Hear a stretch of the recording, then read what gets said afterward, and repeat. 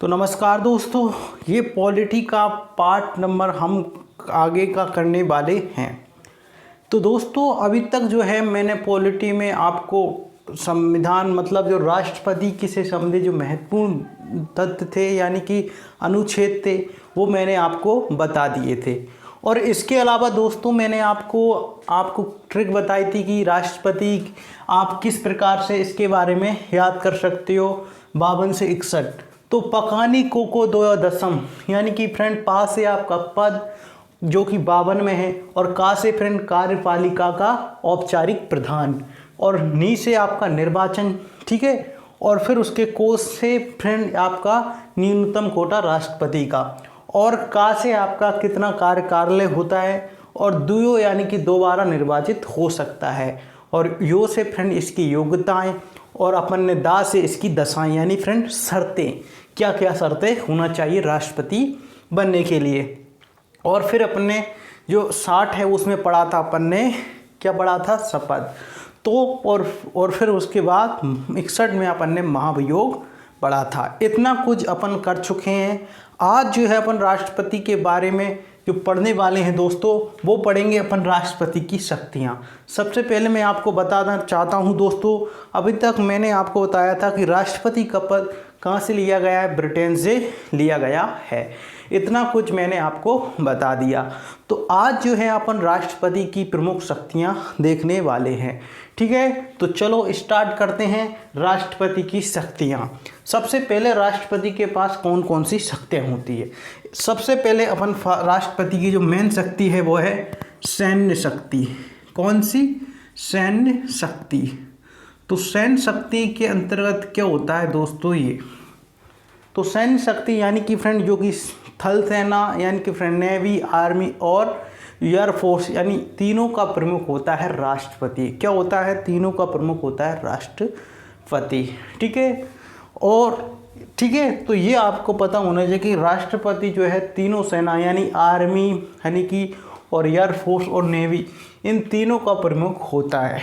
लेकिन दोस्तों ये डायरेक्टली इन सेनाओं के जो प्रमुख होते हैं उनको ये आज्ञा नहीं देता कि आप दूसरे देश से युद्ध लड़िए। सबसे पहली बात दोस्तों बताना चाहता हूँ कि यदि हम किसी देश से युद्ध लड़ना चाहते हैं या किसी युद्ध को विराम करना चाहते हैं तो इसमें आपको राष्ट्रपति की आवश्यकता होती है। अंतिम हस्ताक्षर उसके ही होते हैं कि युद्ध घोषणा करने के और साथ ही में युद्ध मतलब विराम करने की। आपने देखा होगा दोस्तों जो अफगानिस्तान का जो राष्ट्रपति था वो क्या आपने देश छोड़कर भाग गया था, ठीक है। तो ये सब के जिम्मेदारी किसकी होती है, राष्ट्रपति की होती है सैन्य शक्तियों पर।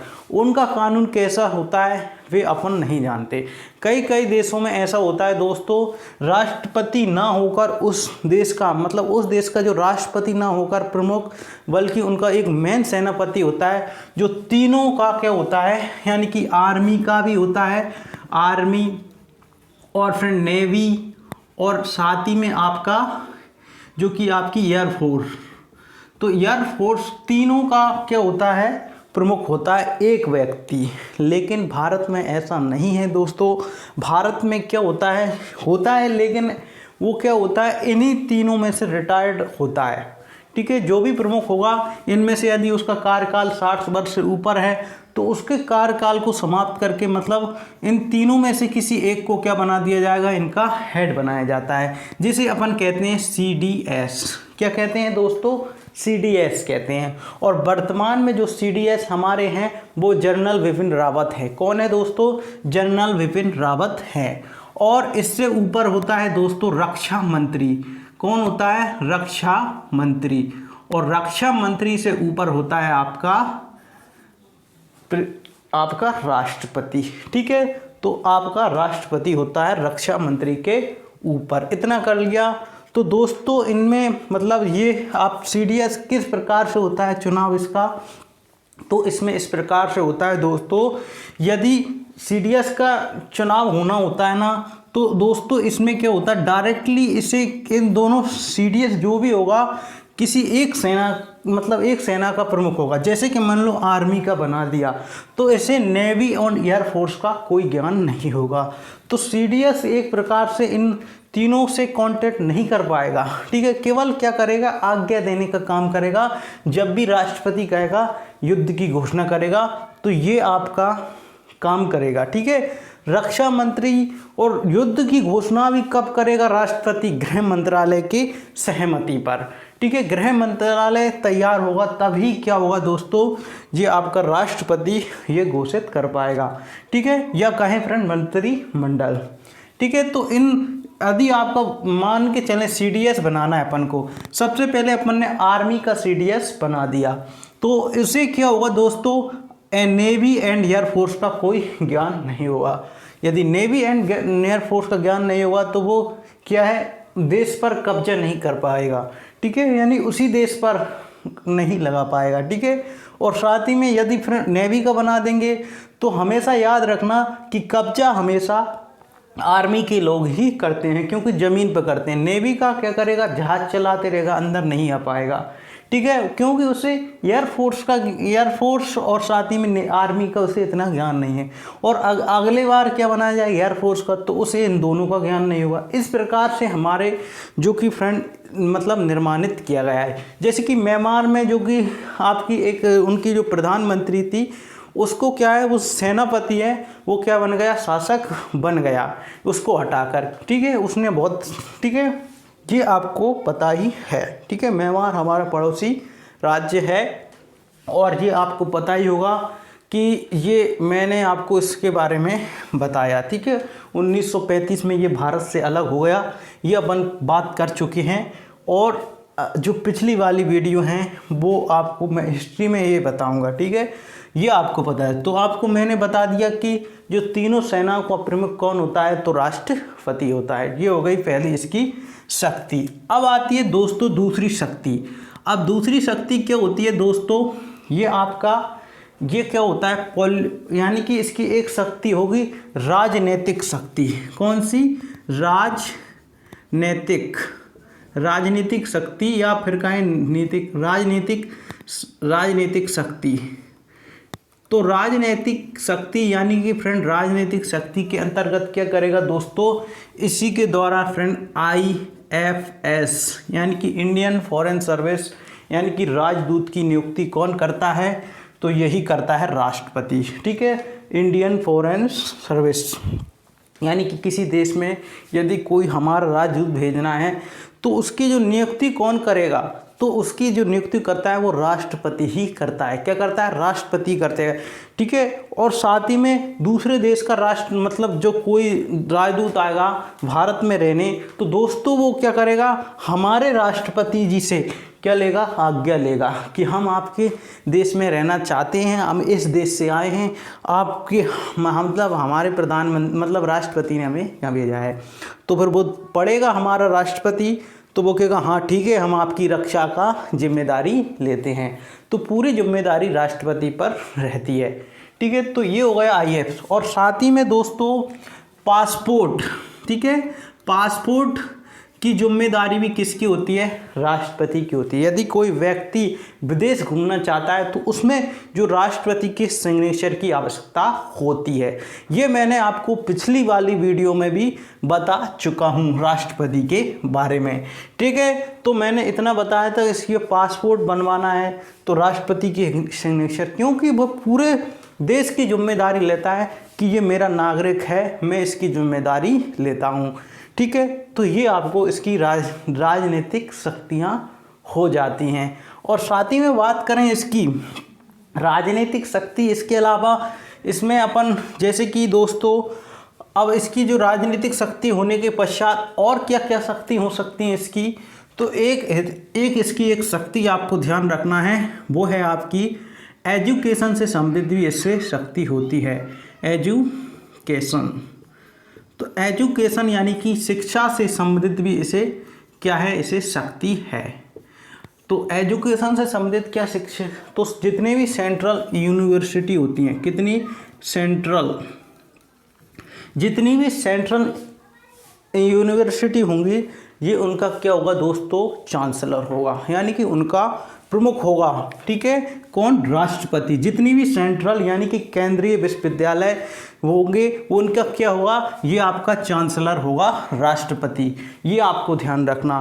और जबकि जो उनमें जो बैठे रहते हैं सेंट्रल यूनिवर्सिटी में, वो क्या होते हैं, वाइस चांसलर होते हैं।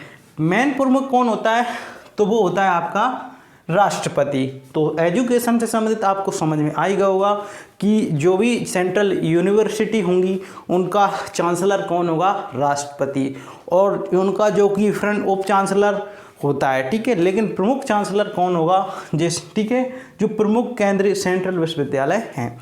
अब जैसे कि आप बोलोगे राज्य में कौन होता है, राज्य की मतलब स्टेट यूनिवर्सिटी होती हैं तो उसका राज्यपाल होता है, और वहाँ का भी क्या होता है, वाइस चांसलर होता है। तो राज्य के अंदर बात करेंगे तो वहाँ का कौन हो जाएगा, यानी कि स्टेट यूनिवर्सिटी का चांसलर कौन होता है दोस्तों, तो वो होता है आपका राज्यपाल।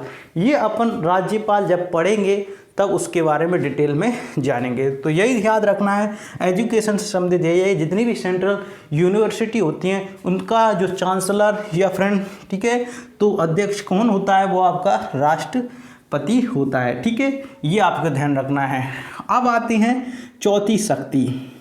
अब चौथी शक्ति क्या है इसकी, कानूनी शक्ति या विधायी शक्ति, ठीक है, विधायी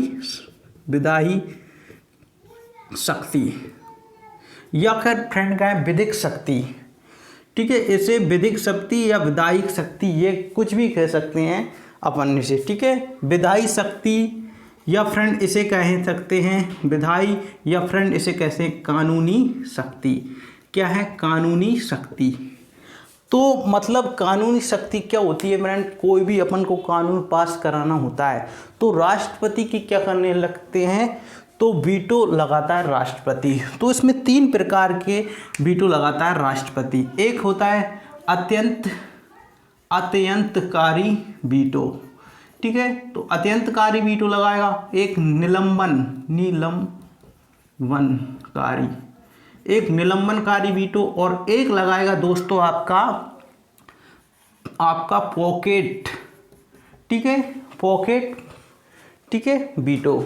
तो 3 प्रकार के वीटो लगाता है। अत्यंतकारी वीटो होता है यानी कि फ्रेंड लोकसभा और राज्यसभा ने जो भी कोई कानून बनाया, ठीक है, तो उसे क्या है पारित करने के लिए अंतिम रूप से किसकी आवश्यकता होती है, तो वो राष्ट्रपति की आवश्यकता होती है। तो राष्ट्रपति या तो फ्रेंड वो क्या करेगा, अत्यंतकारी वीटो यानी फिर डायरेक्टली मना कर देगा कि मैं इस कानून से सहमत नहीं हूँ। तो लेकिन दोस्तों ये अत्यंतकारी वीटो को समाप्त कर दिया गया है, इसको छीन लिया गया है, ये अब इसके पास नहीं है, ठीक है। तो ये आपको ध्यान रखना है कि अत्यंतकारी वीटो के कारण वो क्या कर देगा, डायरेक्टली मना कर देगा कि मैं इस कानून को नहीं लागू करना चाहता हूँ, ठीक है। तो राष्ट्रपति सीधे सी बात कह देगा। और निलंबनकारी वीटो में क्या हुआ, तो इसमें क्या करेगा, वो क्या करेगा, कोई भी कानून आएगा उसे देखेगा परखेगा कि ये ठीक नहीं है, मैं इसे मतलब सहमत नहीं हूँ, और पुनः कहाँ भेज देगा, वो कहाँ भेज देगा, लोकसभा या संसद में पुनः वापस भेज देगा, उसे पारित नहीं करेगा। तो इससे क्या होगा, वो पुनः वापस भेजेंगे, लेकिन दोबारा वह उसे क्या नहीं कर सकता, उसे करना ही पड़ेगा उस पर हस्ताक्षर, ठीक है। ये निलंबनकारी में होगा। पॉकेट वीटो, इसमें क्या होगा दोस्तों, इसके अंतर्गत राष्ट्रपति क्या करेगा, यदि उसे कानून सही नहीं लगता है, यानी जो संसद जो जो सेंट्रल जो सरकार है उसे अच्छा नहीं लग रहा कि जो देश के हित में नहीं है, तो वो क्या करेगा, पॉकेट यानी कि फ्रेंड आप जेब में रखे फिरता रहेगा और कुछ जवाब नहीं देगा, ठीक है। मतलब बिलमात्र हाँ कर देंगे, साइन कर देंगे, ऐसे कहता रहेगा, ठीक है। उस पर क्या करेगा, साइन नहीं करेगा। तो ये पॉकेट है, ठीक है। तो पॉकेट वीटो ये आपको ध्यान रखना है। तो वीटो आपको समझ में हो गया, अत्यंतकारी वीटो को समाप्त कर दिया गया। इसके द्वारा वो डायरेक्टली मना कर सकता था कि मुझे एक कानून स्वीकार नहीं है। निलंबनकारी वीटो, इससे फ्रेंड वो क्या करेगा, एक बार निलंबित कर सकता है, दूसरी बार उसे हस्ताक्षर करना पड़ेगा। पॉकेट विद्रोह ये फ्रेंड आपको वो क्या करेगा, इसमें दोस्तों वो क्या करेगा, इसे जेब में लेकर फिरता रहेगा, कोई इसमें जवाब नहीं देगा। तो ये अपन ने बात कर ली। अब आती है इसकी पांचवी शक्ति, ठीक है। तो पांचवी शक्ति क्या है दोस्तों, वो आपको ध्यान रखना है। तो वो है आपकी विशेष अधिकार शक्ति, विशेष अधिकार शक्ति। तो विशेष अधिकार शक्ति क्या होती है दोस्तों, ये अपन बात करते हैं, ठीक है। विशेष अधिकार की शक्ति के तहत उसे आवास मिलेगा, ठीक है, और उसे उसकी जो तनख्वाह होगी उस पर टैक्स नहीं लगेगा, इनकम टैक्स नहीं लगेगा, ठीक है। और साथ ही में उसे जो है फ्रेंड इनकम टैक्स नहीं लगेगा, और इससे फौजेदारी मुकदमा नहीं चलेगा, फौजेदारी मुकदमा नहीं चलेगा, और दीवानी मुकदमा चलेगा। अब आपको ये समझने रहे होंगे कि फौजेदारी क्या है और दीवानी क्या है, फौजेदारी क्या है और दीवानी क्या है। तो दोस्तों फौजेदारी मुकदमा वह होता है, यानी कि फौजेदारी मुकदमा, ये आपको, ठीक है, फौजेदारी लिख लो, फौजेदारी। तो फौजेदारी मुकदमा क्या होता है दोस्तों, मतलब कि राष्ट्रपति कोई मतलब ऐसा कांड कर चुका है, मतलब उसने कोई मर्डर कर दिया राष्ट्रपति के पद, मतलब ऐसा तो होता नहीं, मतलब मान के चलो कोई उस पर कोई जुर्म के शायद मतलब उसे फांसी की सज़ा है, ठीक है, तो उसे बहुत आजीवन कारावास होना चाहिए, ऐसी कोई सज़ा है उस पर, कानून मतलब फौजेदारी मुकदमा आप उसमें नहीं लगा सकते, ठीक है। तो ये राष्ट्रपति, आप सोच रहे होंगे कि ये तो 14 का उल्लंघन हो रहा है, तो ये 14 का उल्लंघन नहीं हो रहा है, क्योंकि दोस्तों यदि आप उसको फांसी की सज़ा दिलाना चाहते हो और आप कोर्ट में उसने साबित भी कर दिया आपने कोर्ट में कि ये मुजरिम है और इसे फांसी होना चाहिए, किसे, राष्ट्रपति को, तो क्या होगा, तो वो स्वयं खुद माफ़ कर लेगा, ठीक है। ये आपको पता ही है, ये आपका वो स्वयं उसे क्षमा, मतलब जैसे न्यायिक शक्ति, ज्ञान प्राप्त न्यायिक शक्ति है ना, उसे इसकी भी जिम्मेदारी मतलब उसे है प्राप्त, तो वो क्या करेगा, माफ़ कर लेगा। लेकिन भाई साहब ये फौजेदारी तब लगा सकते हैं जब वो राष्ट्रपति के पद से हट जाएगा, तो उसे आप सज़ा दिलवा सकते हो। अब आप सोच रहे होंगे दीवानी क्या होती है। दीवानी मुकदमा वह होता है दोस्तों जिसके अंतर्गत राष्ट्रपति पर कोई कर्ज हो या कोई धन से संबंधित कोई भी मतलब उसने मतलब किसी की ज़मीन हड़प ली या कुछ भी ऐसे कार्य होते हैं जिसके अंतर्गत राष्ट्रपति पर आप क्या लगा सकते हो, दीवानी मुकदमा दर्ज करा जा सकता है, जिसके अंतर्गत उससे पूरे मतलब उससे आपकी ज़मीन भी छीन, आप उससे मतलब मुकदमा चला सकते हो, और साथ ही में वो उसे सरकार को उसको देना पड़ेगा यदि उस पर नहीं है। तो वैसे भी इसे बहुत ज़्यादा तनख्वाह मिलती है, 55 लाख, सॉरी फ्रेंड, 5 लाख तनख्वाह होती है राष्ट्रपति की। और दोस्तों आपको ये तो मैं आपको भूल ही गया था कि ये राष्ट्रपति की जो इनकम टैक्स नहीं लगता है इनकी जो सैलरी पर, ठीक है। और साथ ही में दोस्तों जो हमारे राष्ट्रपति हैं जो रामनाथ कोविंद, इनका जो घर है वो रायसीना की पहाड़ी पर है, लुटियंस दिल्ली पर, ठीक है। लुटियंस दिल्ली किसे कहते हैं दोस्तों, जो मुग़ल शासक थे। आप सोचते हो कि नई दिल्ली और साथ ही में पुरानी दिल्ली क्या है, और ये आपको मैंने एक और नाम बता दिया, लुटियंस दिल्ली। तो दोस्तों लुटियंस दिल्ली क्या है, तो सबसे पहले तो पुरानी दिल्ली क्या है, तो मुग़लों ने इसे पुरानी दिल्ली को बसाया, उसे अपन पुरानी दिल्ली कहने लगे। नई दिल्ली जो कि हमने बसाई, और लुटियंस दिल्ली दोस्तों अंग्रेज़ों ने बसाई थी। तो लुटियंस जो कि फ्रेंड आर्किटेक्चर था जिसके नाम पर इसका लुटियंस नाम रख दिया। तो ये मैंने आपको बताया, ठीक है। तो फौजेदारी मुकदमा नहीं चला सकते आप, दीवानी मुकदमा चला सकते, इसकी सैलरी पर टैक्स नहीं लगेगा, आवास इसे फ्री में दिया जाएगा, ठीक है। 5 लाख सैलरी है, रायसीना की पहाड़ी दिल्ली में रहते हैं हमारे राष्ट्रपति, और रायसीना की जो पहाड़ी है वो अरावली पर्वत का हिस्सा है, ठीक है। ये मैंने आपको बताया, ठीक है। अब बात करते हैं फ्रेंड नेक्स्ट शक्ति इसकी, तो कार्यपालिक, ठीक है, कार्यपालिक शक्ति।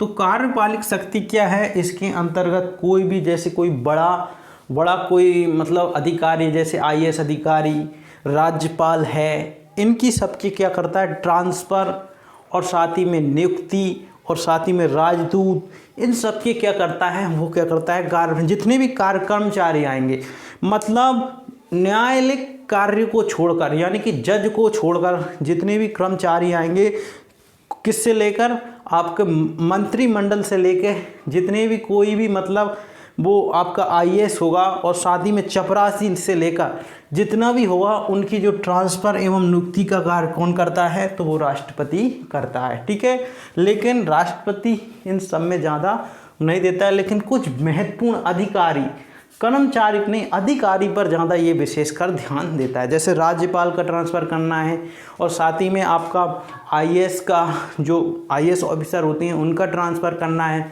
तो ये सब जिम्मेदारी किसकी होती है, तो ये होती है राष्ट्रपति। तो कार्यपालिक शक्ति के अंतर्गत ये क्या करेगा, मैंने आपको कार्यपालिक पढ़ा भी दी,